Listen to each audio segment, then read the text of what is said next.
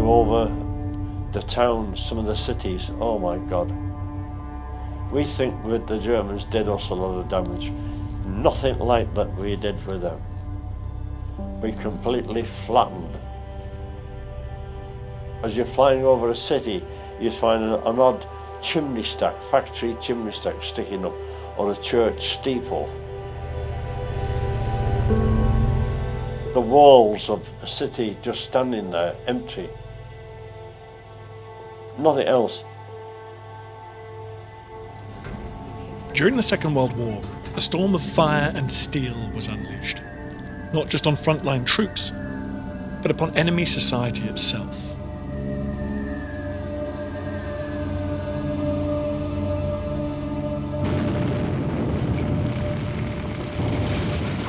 It was a war that defied all sort of precedent, all sort of international law, no matter whether those bombers were British, German, American. Europe's cities were transformed by high explosives and fire. Entire districts were destroyed. Ancient architecture incinerated, communities slaughtered, survivors left homeless.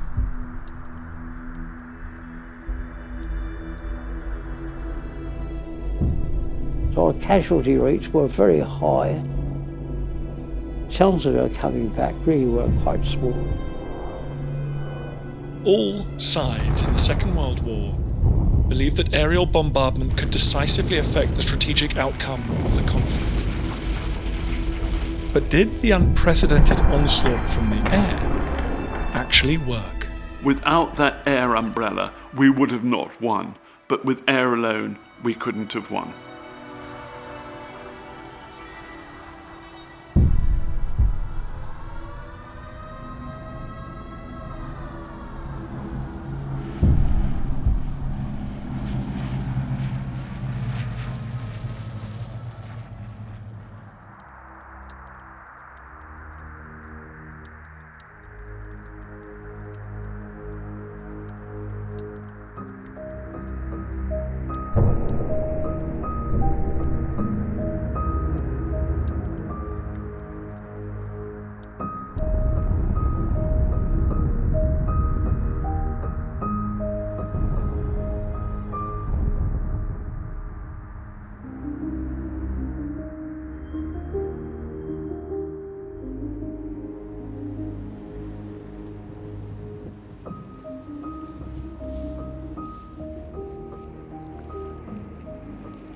Whenever humans discover a new dimension, it doesn't take long for someone to see the potential for violence. Could you win a war by dropping bombs from the air? During the Second World War, there was a belief that you could, but it would be no quick victory.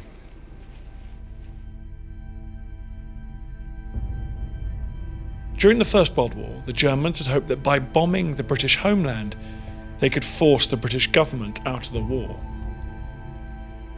But the technology didn't exist to wage a sustained and targeted strategic bombing campaign. After the war, though, proponents of air power believed that bombers would prove decisive in the next war. Aerial bombardment did sort of take quite a centre stage role in discussions of aerial doctrine in the interwar period, because it was sort of considered a means of breaking the sort of the messy and the gruesome deadlock that was seen in the trenches.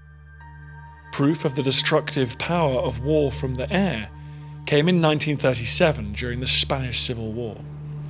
An infamous raid by German bombers against the Basque town of Guernica lasted for over 3 hours.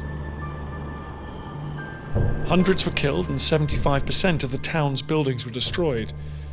After the attack, the German-backed Spanish nationalists overran the town, a key stepping stone to victory in Spain. It was the clearest demonstration of the power of the bomber yet. What you get with Guernica in 1937 is the Luftwaffe demonstrating its tactical air power capability of being able to use bombers against an undefended target and actually achieving a huge amount of morale-affecting success. They learned lessons from that which indicated that blitz bombing bombing against civilian targets would be good. It did make everybody sit up. Suddenly there is this new technology that planes, that aircraft are developing very rapidly, and suddenly you have this means of dropping a comparatively large amount of ordnance deep behind enemy lines. And so that is very intoxicating and frightening for people. Britain had paid close attention to destruction at Guernica. Work began to develop the technology to protect itself from the aerial threat. New fighter planes were developed, the Hurricane, Spitfire, to act as destroyers of bombers. And the Dowding system was introduced, a nationwide radar network that could detect enemy aircraft long before they reached their target, to allow the new fighter planes to scramble and intercept.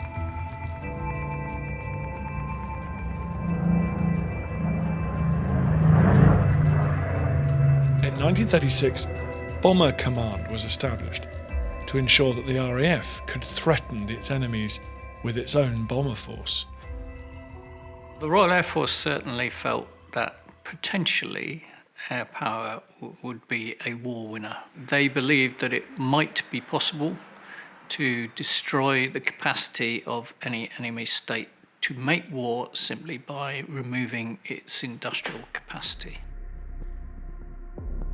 The effectiveness of Britain's preparation for the bomber onslaught would soon be put to the test. In the first year of the war, German bombers did appear to have a dramatic effect on events on the ground. The biggest raid to that point in history saw German bombers attack Warsaw in September 1939. The city surrendered just 2 days later.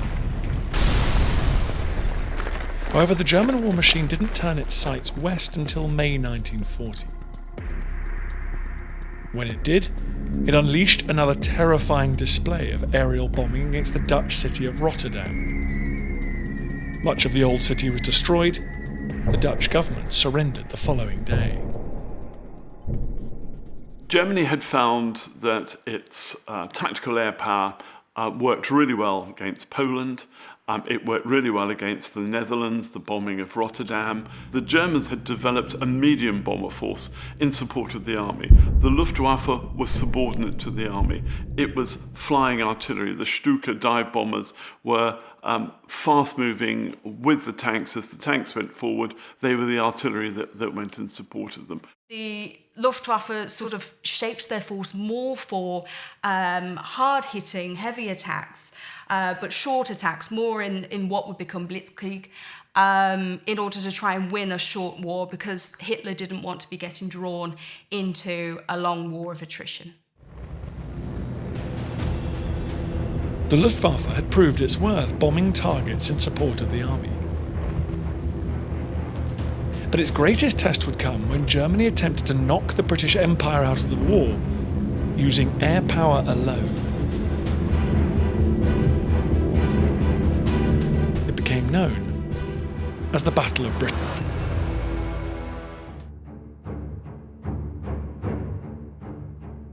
At the start of the Battle of Britain, the odds in the air war were stacked against Britain. The German Luftwaffe was made up of 1,500 bombers and just over 1,000 fighter planes, 2,500 strong, while the RAF had just 644 fighter planes and 763 bombers in service, a total of just over 1,400.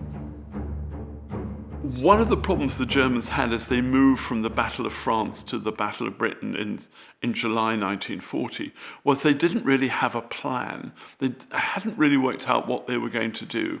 They needed to clear the Royal Air Force from the air and probably the Royal Navy from the Channel. Air power was the way to do that. They needed supremacy. That meant bombing the airfields and the means of defence. You know, the whole point about the Luftwaffe in 1940 is it is fighting a battle which is absolutely not equipped to fight. So they assume that what they're going to do is kind of maraud over just as they did in France, a month or two earlier, and everything will be tickety-boo. And of course, when they get over, the airfields are empty of fighter planes because we know they're coming. So all the airfields are all grass. And actually, to destroy a 100-acre greenfield site where you don't have runways, actually, it's really difficult. The Luftwaffe, once the pride of the German armed forces, was struggling. The medium bomber force they had assembled was not able to pack the punch required to destroy the RAF on the ground, nor in the air. German raids were proving costly, and they were not having the effect that they had hoped. Air battles over Britain are generally short, and they generally end the same way. The Nazis either run for home or else they're shut down.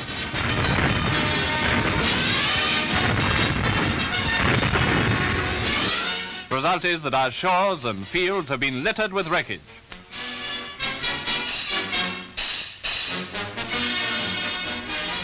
The Luftwaffe failed to gain control of the skies, an important precursor to any possible invasion of Britain. They had also failed to destroy the RAF or bring the UK government to the negotiating table. Despite a grim outlook for Germany, there was still one aspect of bombing that remained taboo on both sides. Both Britain and Germany were quite keen to avoid bombing civilian populations. Both Hitler and Chamberlain made quite specific requests to their air forces to abstain from such targets and to only go for legitimate military targets. This changed on the 24th of August 1940, when a German bomber, lost on a mission over Britain, dropped its payload accidentally onto London. The damage was small, but did cause some civilian casualties. In response, Churchill ordered 80 RAF bombers to strike back at Berlin.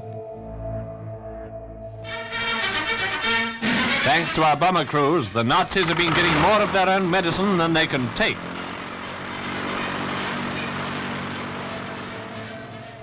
German air doctrine had been so dependent on the idea that Germany would never be bombed. And so this was a shock to the Nazi leadership, but equally a point of immense anger for Hitler that he didn't mind escalating the war, no matter if the Luftwaffe thought that was actually a good idea.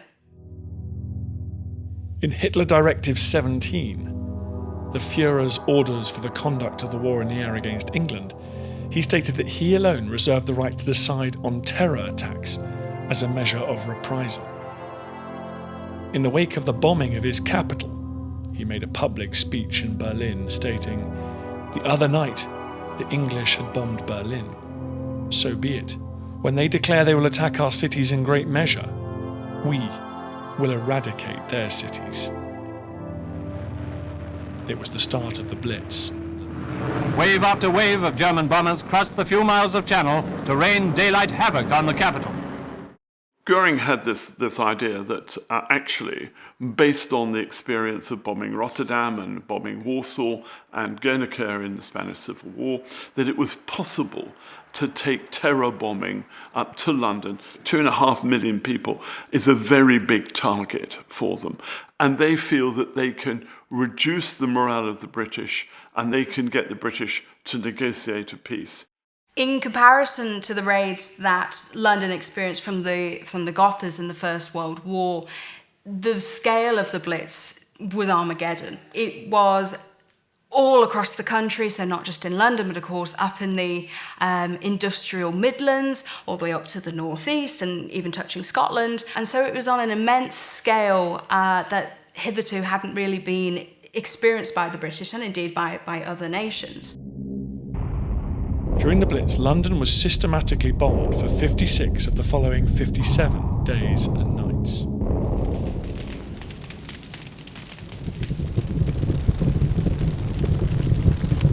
Britain's capital, the world's most important trading and financial centre, burned.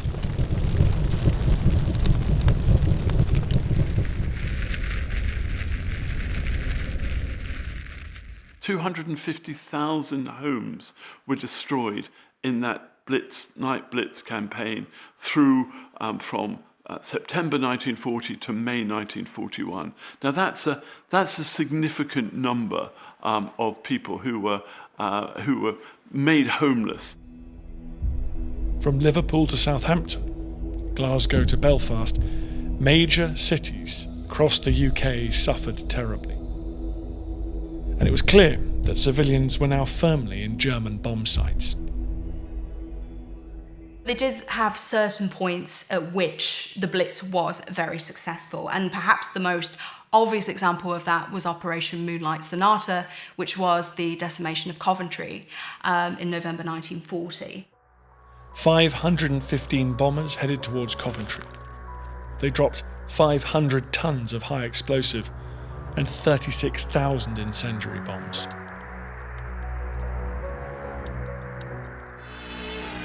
The cathedral spire and the font remain. The rest is rubble. But all that the cathedral represented and the spirit of this centuries-old city lives on. And what the Luftwaffe do and do very effectively on that particular night is come in two waves. So you drop your high explosives to start off with. You then come down with a second wave of lots of incendiaries.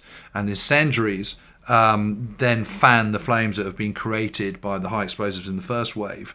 And the wind just sort of gently sort of pushes it all in the right direction. Suddenly you've got a firestorm and you've got the centre of Coventry gutted. The horror of that night in Coventry that made headlines around the world. There were newspapers in New York describing the ruins of Coventry, what the Nazis had done. It's not only a question of the horrific death rate and the horrific woundings and the casualties and the horror of digging bodies out, it was also the fact of history being stamped out, in a sense. There was a deliberate assault on culture and memory that seemed to give it an extra twist of cruelty and made Coventry an instant byword for the horrors of total war. The Blitz raged for over 8 months. Over 40,000 civilians were killed and countless more were injured. Eventually the bombing rage slowed as Hitler and his forces turned their attentions east and the Soviet Union. Mr. Churchill wore a smile of complete confidence when he recently toured blitzed area. The Luftwaffe had failed to crack the morale of the British population, and they would never again launch another blitz against Britain on this scale. For the Germans, the Blitz was incredibly variable. There were certain nights where they would drop a lot of their bombs in entirely the wrong place, often for the case of inexperienced crews that panicked at the anti-aircraft or got lost amongst Britain's sort of winding coastlines. I don't think we can say that the Londoner spirit was always 100% intact, but it didn't dissuade the Brits from carrying on, and it didn't drive them to negotiate. If anything, it made them dig in. From the summer of 1940 until the end of the year, during the Battle of Britain and the most intense period of the Blitz that followed, the Luftwaffe dropped 41,000 tons of bombs on Britain. In 1939, the RAF had dropped a paltry 34 tons of bombs on Germany. 1940 saw the RAF drop 14,600 tons of bombs. A good deal of these were dropped on German troop concentrations or barges preparing for an invasion in the Channel ports. Britain had weathered the storm for now, but British aviators had also been learning valuable lessons themselves. Early on in the war, there was a belief that you could potentially hit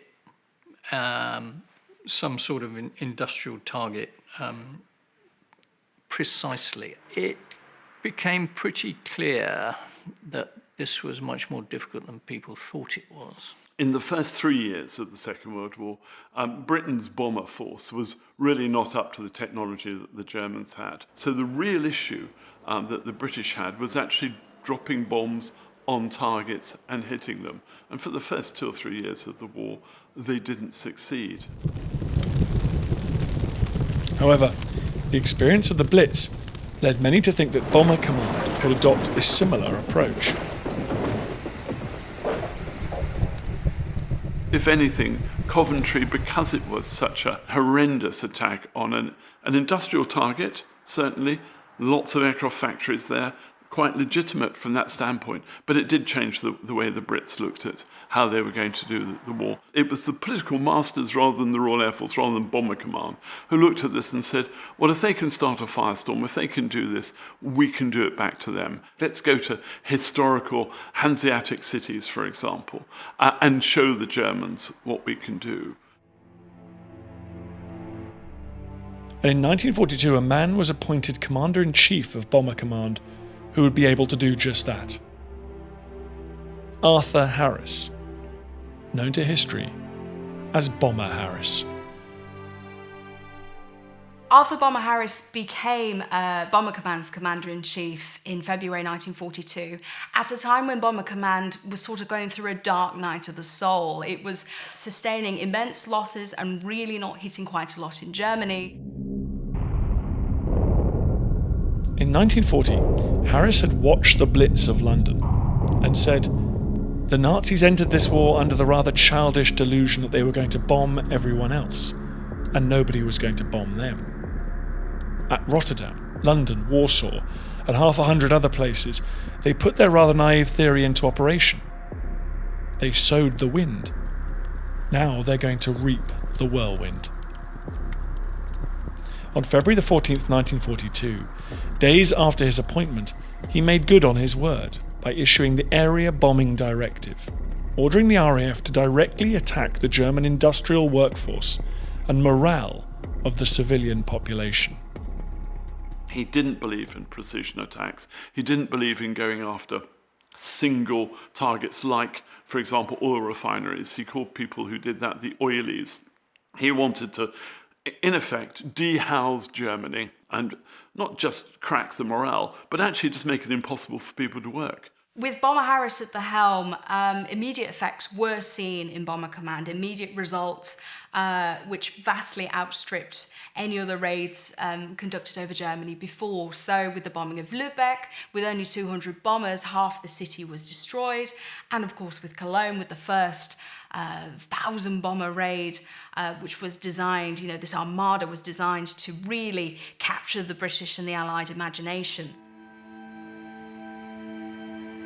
The raid on Lübeck on the 28th of March 1942 was the first substantial raid against a German city carried out by the RAF. Harris noted that the ancient Hanseatic city was built more like a firelighter than a human habitation. The devastation hit the Nazi high command hard. Goebbels wrote in his diary, "The damage is really enormous. I've been shown newsreel of the destruction. It is horrible. One can well imagine how such a bombardment affects the human population."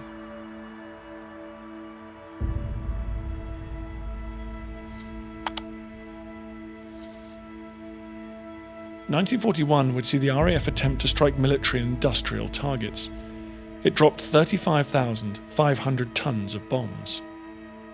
In 1942, the RAF dropped 51,000 tons of bombs. Following Pearl Harbor and Hitler's reckless declaration of war against the USA at the end of 1941, the US 8th Air Force moved to Britain and began striking targets on the continent. 1942 saw 1,500 tons of US bombs now added to the Allied total. By the middle of 1942, squadrons of B-24 and B-17 flying fortresses were regularly flying sorties over Germany. The RAF had also developed a new heavy bomber fleet composed of the Short Stirling and Avro Lancaster, both capable of carrying nearly 6.5 tons of bombs, 3 times the load of the Wellington bombers they replaced. This meant a much greater weight of bombs could be dropped per sortie. By 1943, Bomber Harris finally had the force he required to carry out a full aerial assault on Germany. And it was the cradle of German industry that would feel the initial brunt. The Ruhr. The Battle of the Ruhr was very important for the combined bomber offensive because of the fact that the Ruhr was the Waffenschmiede des Reiches. It was the armory of the Reich. And so it contained so many important factories, manufacturing plants, and also oil refineries. And so the switch to it in 1943 was a vital part of trying to cripple Germany's war production. These Allied bombers have been pouring destruction upon the vital centers of the Nazi war machine. Bomber Command called it Happy Valley. It had more anti-aircraft guns than anywhere else in the world. It was a huge target. And it was into this Happy Valley that a small squadron of RAF Lancaster bombers would fly on the night of the 16th of May 1943, in probably the single most famous bombing raid in history. It was a hugely unorthodox and innovative precision strike by Bomber Command on the dams of the Ruhr. They identified dams, water supplies, as key to Ruhr industry. Their problem was they couldn't figure out how to destroy these dams because these are huge concrete structures, millions of cubic feet of concrete. Bomber Command suggested that a surprise precision attack could work using a specially engineered bouncing barrel bomb that had been developed by engineer Barnes Wallis. An essential backspin on the bombs increased the number of bounces so that they could penetrate the torpedo netting and travel accurately towards the wall of the dam.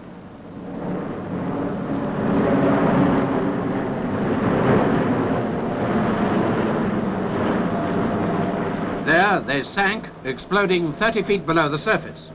Codenamed Operation Chastise, 19 Lancasters would target 3 major dams in the Ruhr: the Möhne, the Erdesee, and the Sorpe. Johnny Johnson was a bomb aimer who attacked the Sorpe Dam. Today he's the last surviving British dam buster. On that 10th run, we were down to 30 feet. And when I said, bomb gone, thank Christ came from the rear turret, just like that. And because it was so low, his nose up straight away, so I didn't see the explosion. But Dave did in the rear turret. And he estimated that the Tower of Water went up to about 1,000 feet. Of the 19 bombers that went out on the mission, 7 hit the target, and the Möhne and Eder dams were both badly damaged. An RAF reconnaissance Spitfire flew over the area at first light. The pilot, Jerry Frey, noted, "On flying closer, I saw that what had seemed to be a cloud was the sun shining on the floodwaters. The whole valley of the river was inundated with only patches of high ground and the tops of trees and church steeples showing above the flood. I was overcome by the immensity of it." And when I started reading the German accounts of that flood and what it did, 40 feet high, a tidal wave swept through the Saarland, extending eventually 100 miles down below the Möhne. I'm one of those who believes that the Dam Busters raid had huge import and success. If you look at the operational level, it meant that Germany brought together lots and lots of people to repair them because it felt it was a national disgrace to have the dams bombed. Half the reason that Normandy was easier to invade than everyone thought, or to liberate than everyone thought in the landings, was because the Atlantic War hadn't been finished because the concrete and the people had been used on the Dam Busters raid. Despite the limited success of the raid, pictures of the burst dams proved to have a huge morale and propaganda value for the RAF. Nevertheless, one man remained unmoved: Bomber Harris, who claimed the raid was a waste of resources. He remained steadfast in his belief that the only way to beat Germany was by smashing their cities. We're talking about Dortmund, Essen, Dusseldorf, these kind of places. And they are just absolutely hammered. I mean, the Germans literally do not know what's hit them. Just think about just that one city, Essen. If that city is 75% destroyed, how effective do you think that city is going to be in producing tanks and aircraft and U-boats and all the rest of it? It just physically can't be. Here once lay the wallworks of Essen, busy, prosperous Essen, thriving on what was once, in the whole world, the highest concentration of industry for death. Yes, the work of the Allied bombers has finished here. The Battle of the Ruhr was relentless. But whatever the impact on arms production, the impact on the population was titanic. Nowhere was that better seen than during Operation Gomorrah, the attack on Hamburg in the final week of July 1943. 42,600 people killed in Operation Gomorrah in Hamburg. That is greater than the total number of British civilians killed in the entire Blitz, in the war, in the whole war. Over Hamburg, Germany's principal seaport and #1 war center, tons of bombs rain from the skies.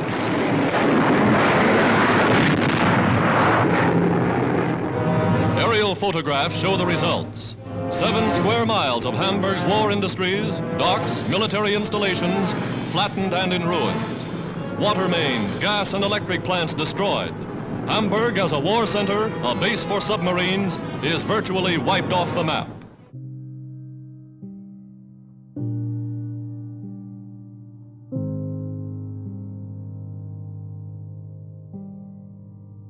It is horrendous. 1.2 million displaced. I mean, this is on a scale that is just off the radar compared to what the Luftwaffe is doing in London and elsewhere, and Portsmouth and Liverpool in 1940, 1941. In 1943, the British tripled their tonnage of bombs dropped to 176,000. The Americans ramped up dramatically too, dropping 50,000 tons of bombs. Numbers that were unimaginable just 3 years earlier. But 1944 would bring yet another massive increase.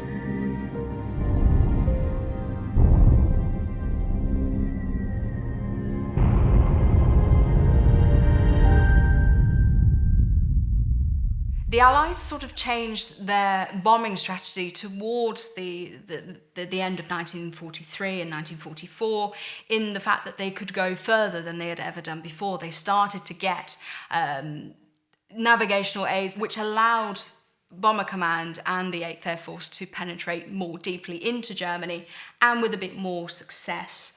While the RAF continued to smash Germany's cities, the US Air Force sought to break the ability of the German Luftwaffe to defend its airspace. They launched an operation which they called Big Week. Big Week has gone down in history because it was just such a significant bombing operation. It was an American-led operation in February 1944, and the aim was that it would be a constant rolling bombing campaign. The Americans during the day, the British and the Commonwealth aircraft at night. So selected targets, particularly oil refining, fighter aircraft production, all of this was targeted. So obviously there's a whole trying to get rid of, trying to kind of wrest control of airspace over Northwest Europe in the first part of 1944, because that's an absolute 100% prerequisite for any cross-channel invasion. And, obviously I'm talking about D-Day and Operation Overlord in June 1944. You cannot do that unless you control the skies. The Americans in particular had been hugely effective at targeting German oil production facilities. By mid-September 1944, the Luftwaffe only had access to 10,000 tons of octane each month, compared to the 170,000 it required. That meant, from quite early on, they restricted the training of Luftwaffe aircrew. They reduced the number of hours that they could fly in training, which meant they were increasingly unprepared to do battle with Allied fighter pilots. New technology was enhancing Allied effectiveness. The long-range fighter, the P-51 Mustang, was finally able to give the bomber fleets the protection they needed from German interceptors deep inside enemy territory. For a long time, the Luftwaffe's fighters had been at the cutting edge of aeronautical technology during the war. But the issue was that as it started to struggle from Operation Barbarossa from 1942 to 1943, they weren't always able to rush in new aircraft and able to supersede their old ones. So their Bf-109s and their Focke-Wulf 190s were sort of having lots of different modifications and having different marks. But it didn't necessarily mean that they were bringing in aircraft that could win the war.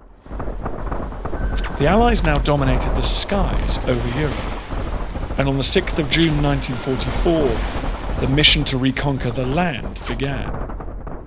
And one of the greatest factors in winning it was Allied mastery of the air. Air cover throughout the operation was magnificent, as it continues to be. Eisenhower famously said to his son, when he and his son were driving around in Normandy, and his son pointed out that they didn't seem to be worrying about the Luftwaffe, Eisenhower essentially said, if I was worrying about the Luftwaffe, we wouldn't be here. By the end of 1944, the Allies between them had dropped just over 1 million tons of bombs. By late 1944, Allied raids were killing 13,000 people a month. The plight of the German people, trapped between their own genocidal regime, the advancing Allies to east and west, and the maelstrom of fire from above, is impossible to imagine.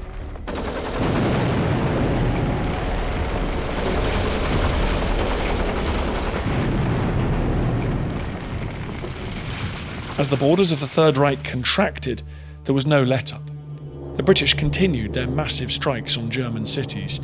More than 60% of the areas of Cologne, Mannheim, Düsseldorf, Kassel were now destroyed. 90% of Wuppertal and Würzburg were obliterated. In February 1945 came one of the most infamous raids yet. The target was the German city of Dresden.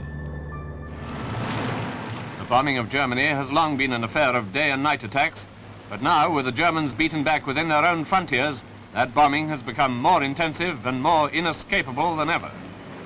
These formations, flying forts of the 8th American Army Air Force, are on their way to Dresden. Their mission was a follow-up of the night attack just previously delivered by the RAF. The Americans approaching the city found fires still burning from the RAF's night attack. With 500-pounders and with incendiaries, in the face of considerable flak and in spite of cloud, they now added fuel to the flames and yet more destruction to the chaos already caused. Victor Gregg was an Allied prisoner of war in the city. About 9:30 it started, and we had the Flieger alarm go off, see? Air raid alarm. So nobody's worried, because they think we hear it every night. And so they think it's either going to be, Chemnitz, Leipzig, anywhere, see? All about 60 or 70 miles away. But it wasn't, because we saw these streamers coming down through this glass roof.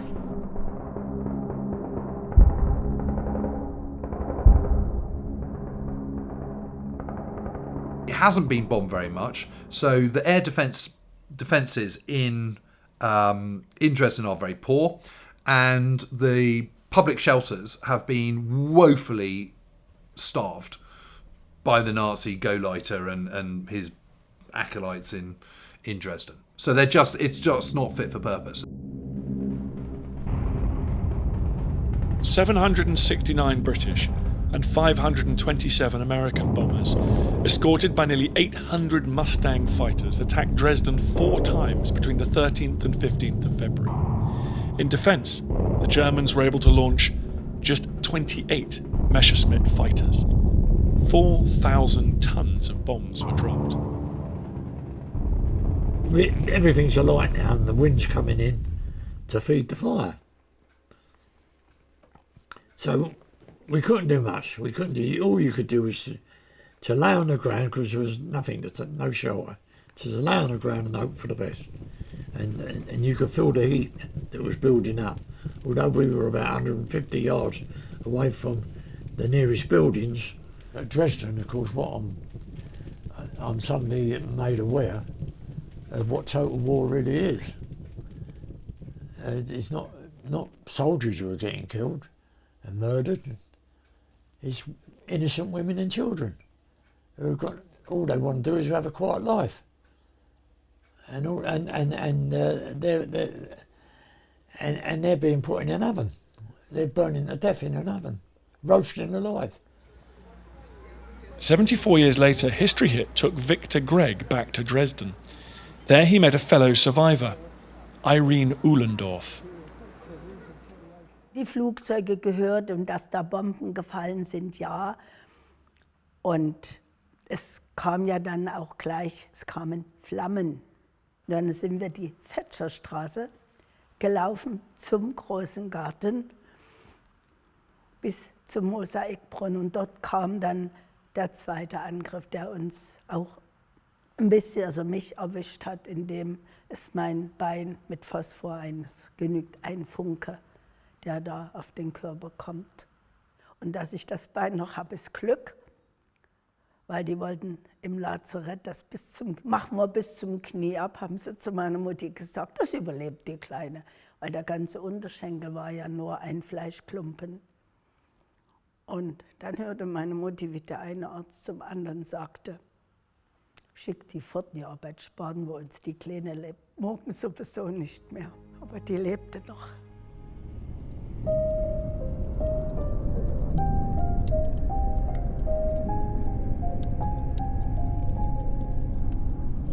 The hail of Allied bombs caused a huge firestorm to break out that gutted the city. 1,600 acres of city centre were destroyed and over 25,000 people killed.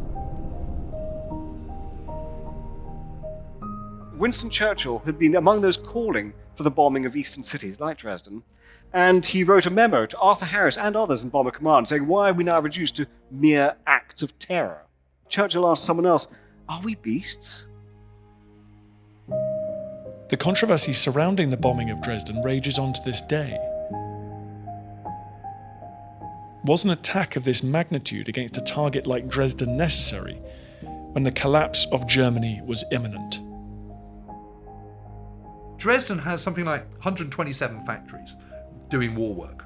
It's also a big railway hub, and it's actually the Russians that ask us to bomb it because that railway hub is feeding troops into the southern eastern front. As a military target, it is as justified as any. Where there is a sort of moral question mark is, did they need to put the targets on the centre of the city? You know, what's wrong with hitting the marshalling yards? What's wrong with actually hitting those huge barracks kind of, a mile and a half to the north of the city? Why not there? They don't. They hit the centre of it. And I think that is the only real question mark. Bomber Command didn't necessarily know that it was going to cause that much damage. But at the same time, it absolutely was not blind to the idea that this would cause immense devastation. And in its briefing documents for its air crews, for its bomber crews, it very much pointed out that there were refugees pouring into the city from the east, from the advancing Soviets, and also the fact that it was an ideal target because of all of its medieval and its historical buildings. I'm not an apologist for Dresden. I think that at that time in the war, it was necessary. It was part of the campaign. And sadly, it caused a lot of civilian casualties and actually prisoners of war who were there as well. War's a horrible thing. Bombing's a horrible thing. Gigantic raids like that on Dresden continued until the dying days of the war in Europe. That spring, for example, 80% of the medieval city of Pforzheim was destroyed and a third of its population killed. On May the 8th, the Second World War in Europe came to an end. Hitler committed suicide in Berlin, his mighty capital reduced to rubble by Allied bombs. In little over 4 months, the Allies had dropped 415,000 tons of bombs, a rate that would have seen 1945 surpass the previous year if the war had continued at that intensity.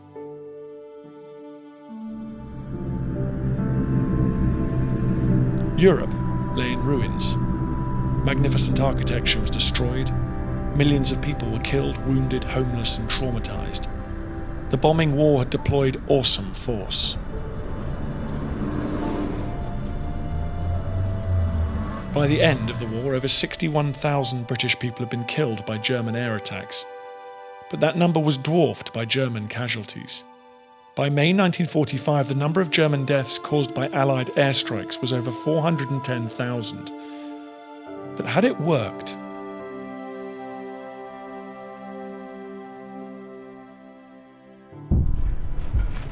I think the bombing war definitely has a massive effect. Massive effect.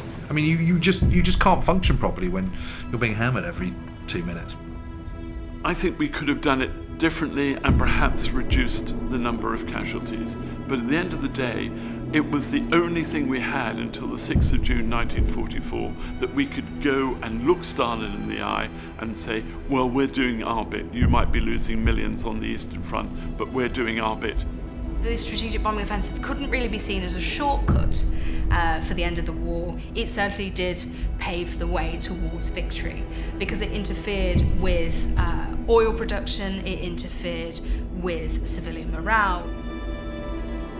Without that air umbrella, we would have not won, but with air alone, we couldn't have won. Aerial bombardment did not prove to be the shortcut to victory that so many of its proponents had hoped for. Instead, bombs brought down untold misery, death, and destruction on millions of people. The Americans and British pushed on. They developed bombs with ever greater orders of magnitude of destructive force, until the birth of the atomic age, an age that within a few short decades would see bombs capable of bringing all life on Earth to an end.